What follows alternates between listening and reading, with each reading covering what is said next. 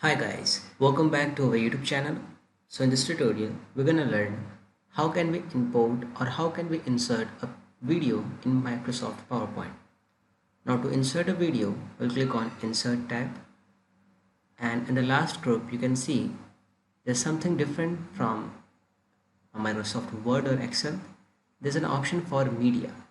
Now in this section you have the first option, Insert a video. Just click on that. Now you have two options to insert a video. Either you can insert the video from online sources or you can insert a video direct from your PC. So I'll click on insert a video. Now I can select the file, the video where I have my videos. So I'll select the video from here and then I'll click on insert. So just after clicking on insert, this video comes in the full screen of your slide. Now if you want to adjust the video size, then you can use these dots to adjust the video. Also you can select, drag and place it where you want to place the video in your slide. So this way guys, you can insert a video in Microsoft PowerPoint presentation. That's all for today. Thank you.